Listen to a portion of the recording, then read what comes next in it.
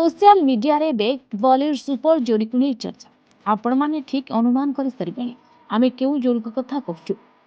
एवं सबुआड़े गोटे चर्चा ऐश्वर्या एवं अभिषेक हो जाइए छाड़पत्र फल ऐश्वर्या निज माँ पाखे रोचे किंतु चर्चार पूर्णच्छेद पकई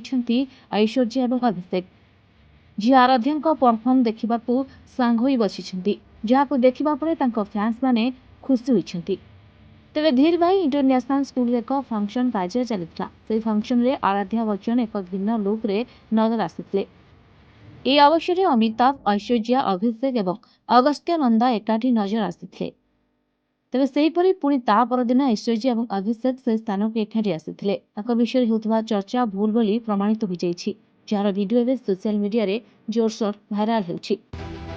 এই ভিডিওରେ ଦେଖିବା ପାଇଁ ମିଳିଛି ଯେ ଐଶ୍ୱର୍ଯ୍ୟା ଏବଂ ଅଭିଷେକ ପରସ୍ପରର ହାତ ଧରିଥିବାର ଏବଂ ସେମାନେ ହସୁଥିବା ଏବଂ ପରସ୍ପର ସହ କଥା ହେଉଥିବାର ଏପରି ଭାବେ ତାଙ୍କୁ ଦେଖିବା ପରେ ଲାଗୁନାହିଁ ଯେ ସେମାନଙ୍କର ମଧ୍ୟରେ କୌଣସି ପ୍ରକାରର ମତଭେଦ ହୋଇଛି। ତେବେ ଏହା ସ୍ପଷ୍ଟ ଭାବେ ଜଣାପଡ଼ୁଛି ସେମାନଙ୍କ ମଧ୍ୟରେ କୌଣସି ପ୍ରକାର କିଛି ଅସୁବିଧା ନାହିଁ।